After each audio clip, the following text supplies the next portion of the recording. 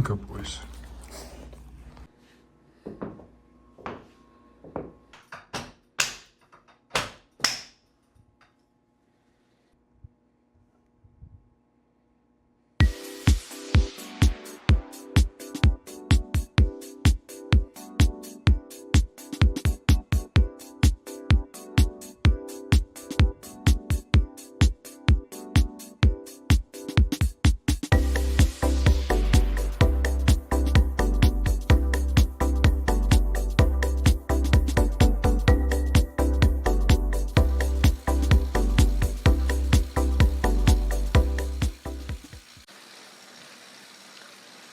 I have a love-hate relationship with bikes because I love riding outdoors. Love outdoor workouts, leisurely riding with Kim, gravel riding, love it all.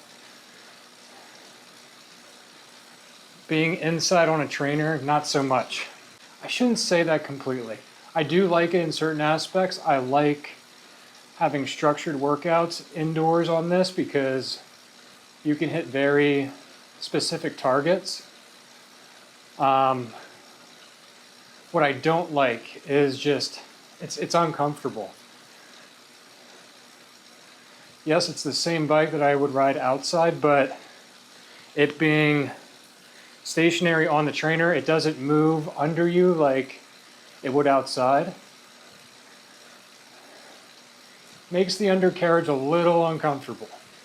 Doing a recovery spin right now, probably like 45 minutes to an hour. This morning I had 30-minute warm-up, and then on Zwift, the riding software that you saw me load in the beginning of the video, there's a course called Alp du Zwift, and it's like supposed to simulate climbing some of like the highest elevation. The goal for it was really just to do a steady climb, and if you're in shape, it takes about an hour to do so, but it's literally an hour of straight climbing. And being that the course in France for World Championships is very, very similar, we're going to be doing this a lot the next few weeks, outside and virtually. So it's all good practice. I don't want to go into this not knowing what it feels like to climb for hours on end. Literally, this course, after you get out of transition, you're literally climbing for hours. There'll be like your only breaks are like the corners on the switchbacks. I think there's, from what Kim was telling me, I think there's one small flat out and back section, but you're pretty much climbing till mile 80, 90, and then you descend from mile 80, 90 to 112 back into transition. So lots of climbing. This morning, right after that bike workout, I had a 5-mile run off the bike. I was going to do that tonight, but I wanted to get it done this morning. I had some extra time.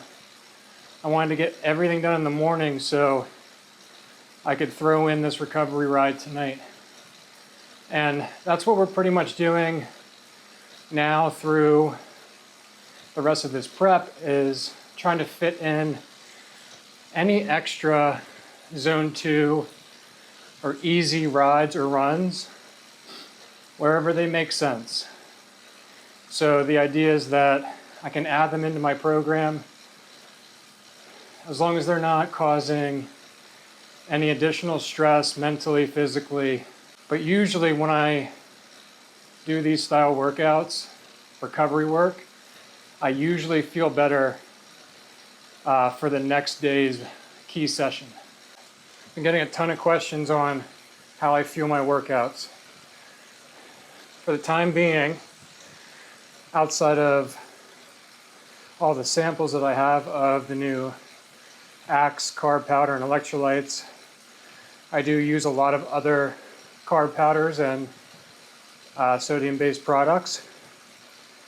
But overall, what I've been working on is trying to dial in how many grams of carbs per hour not only can I tolerate, but that I can consume and it actually put them to work. So trying to find that threshold between performance and can my stomach take it. And I mentioned in the last video, it's quite the process training your gut to take in all these calories, especially under effort. So right now, if it's a 60-minute workout or shorter, or considered a very easy workout, I'll maybe consume 30 grams, 50 grams of carbohydrates during that hour. Sometimes if it's like right now, I had a meal about an hour and a half, 2 hours ago, and I feel pretty good, so I didn't feel like I needed anything. So I just got water with a little bit of electrolytes just to sip on. So not consuming any carbs for this workout. If it's 1 to 2 hours, it's a little bit more work, not just a casual, easy ride or run. I'll drink anywhere from 90 to 150 carbs an hour. Now, it's taken me literally like the whole last year to work up to 150 carbs an hour. And like I said, it's just training your gut and eating things and drinking things that agree with you. I'll continue this process up until race day, where my goal for race day is to be pushing 150 up to 180 carbs an hour on the bike. And I'm primarily getting that from carb powder. And then I'll supplement a gel or some candy. I'm big on these. These precision gels are awesome. I'll supplement a few of those just so I'm getting something a little more solid in my stomach and not just all liquid. On top of the carbohydrates, I'll also take in roughly 3,500 milligrams of sodium per hour, every hour. If it's hot, like I'm talking 80 plus degrees, I'll take up to 4,000 milligrams of sodium per hour. So these numbers sound ridiculous, and on top of all of that, I also have to make sure I'm getting a certain amount of fluids per hour too, and that number right now is anywhere from 33 to 40 ounces every hour. So drinking a bottle like this, loaded with carbs, and then another bottle like this, it's just plain water. And I'll cycle sipping both on and off throughout the race, because the plain water, you still need plain water, and it helps distribute all this nutrition so it doesn't get all funky in your gut. You might ask, how did I come up with these crazy numbers? Like I said, I've been testing these things a long time, but I also have done multiple sweat tests. And these sweat tests, you can order them online. I'll actually post a link in the description below of the company I use. So you order a kit, they send everything to your house, and you put a little like swab on your forearm before your workout. You weigh yourself before your workout, weigh yourself after your workout, write all the details in on the little index card they give you. And then you send everything out back to the lab. Then in like 2 weeks, you get this PDF in your email that breaks down everything, your fluid loss, your salt loss, and then it recommends what you should be replacing every hour to make sure you're not falling behind. Now, these tests, they can be somewhat not skewed, but based on the environment you're training in. Like, I'm inside right now, climate controlled, I got a fan going, relatively low humidity inside.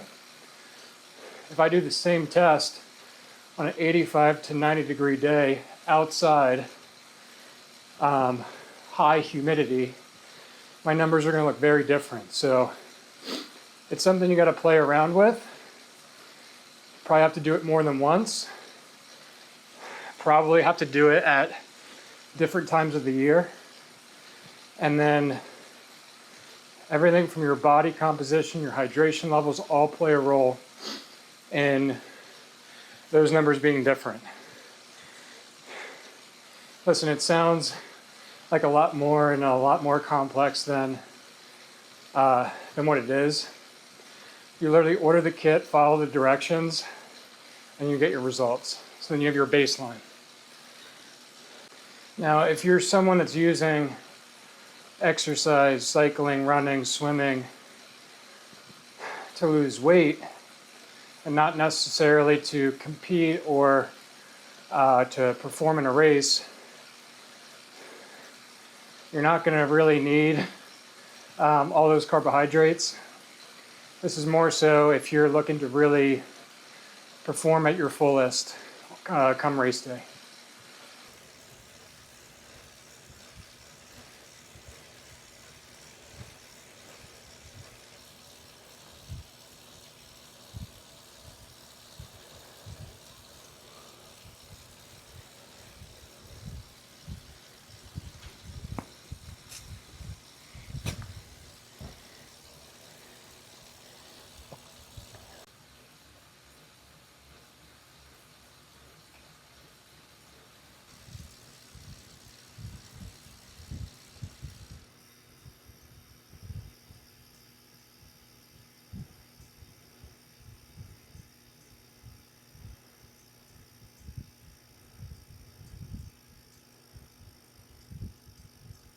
So what you saw on the screen here, that was Zwift, the virtual cycling software.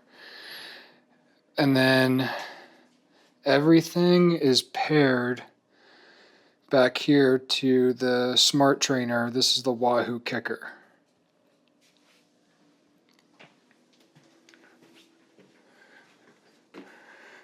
Cool thing about the Wahoo Kicker, it has like an actual cassette on the back. So this is a SRAM cassette that I put on the trainer. So it's the same one that I use on the road. And then the cool thing about the smart trainer, it records your power output, your cadence, you pair your heart rate monitor, everything runs through the trainer to the software on the iPad, and I can get all my data and load all my workouts for my coach. Really quick bike overview. This is a BMC speed machine. I got this last season.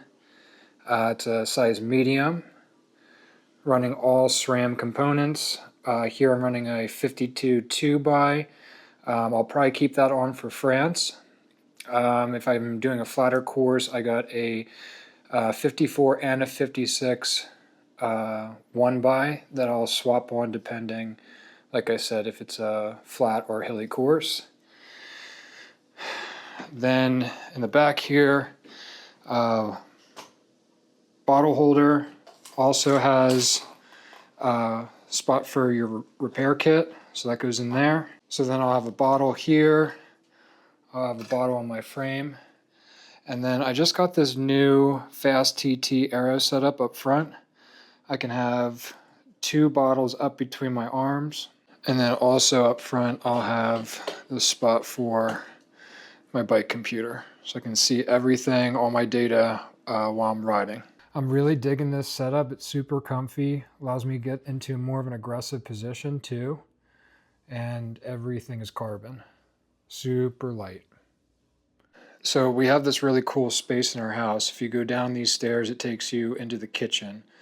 This is like a loft area. Around the corner here, there's a bedroom and a bathroom, but we have this cool, unique space here that wasn't really getting used because it's just me and Kim. So we brought our bikes up actually over the winter because the garage was so freaking cold, and really, really liked them up here. So we kept them up here all summer, and because we can control the climate, if we want it to be a little hotter, you know, we can turn the AC down. But been really liking this space up here. And then what I'm going to do over here is I'm pulled out my old streaming setup, and I'm going to use this area to shoot more like informational and educational stuff for YouTube. So the idea is to have this all set up real nice, cool backlighting. So then like if I'm sitting over here doing a video, what you'll see behind me is like the bike setup, some backlighting. We're going to get my dad out here to get everything painted and then get some new flooring. But yeah, I think it's super important to have like where you're training, like it look cool, feel awesome, because I mean, we spend the majority of our week here, so why not have some cool stuff to look at? I think I'm going to get like a TV or 2 monitors for in front of here that are kind of like sloped up. So then the Zwift software that we're running on the laptop and the iPad, we can Bluetooth it to the TV and I'll have a bigger display. Not a bad view out the back either. All right, recovery spins all done. It was a 10-minute warm up, 30-minute section in between, which was just up to 195 watts, and then a 5-minute cool down. That's how all my workouts are structured, whether it's recovery or a VO2 effort or endurance workout. There's always some sort of nice gradual warm up, usually a few spin ups to get the legs moving, then your actual working set, and then a nice gradual cool down. That's pretty much how everything's structured.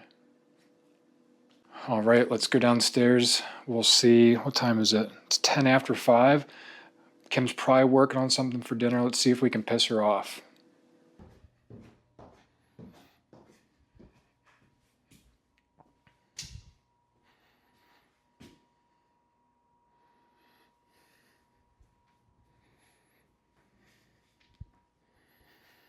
There she is.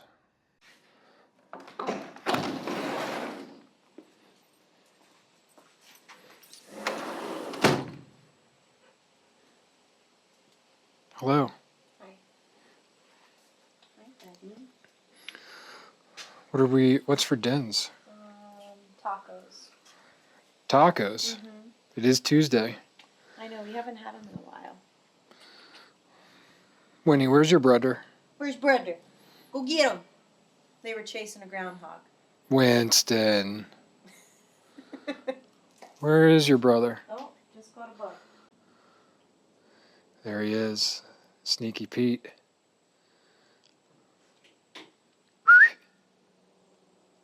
Oh, sorry guys.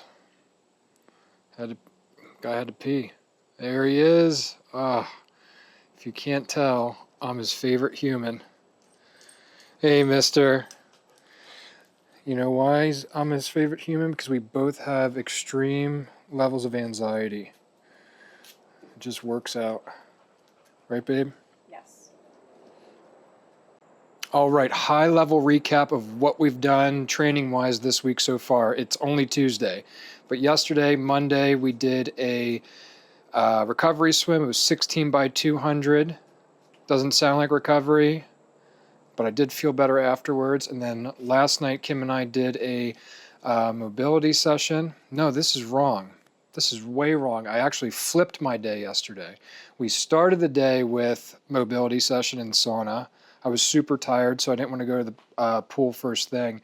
and then we swam over my lunch break, went back to work for a few hours, and then we had salad Monday night. You just go in the pool? Yeah, again. Dude,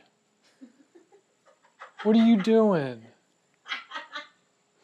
Then today, this morning, I had a 30-minute bike warm-up, hour climb on Alpe de Zwift on Zwift, and then I had a 5-mile aerobic run right off the bike, and then just finished up a 45-minute easy spin, which you guys saw. So I'll try to do like another recap on all of this this weekend that goes over Wednesday through Sunday, and then you guys can kind of stay on track with me these next 6 weeks and see how the training changes the closer we get to race day. So again, thanks for watching the video. Make sure you subscribe to the channel, share the video, and I will be back this weekend with some more content. See ya.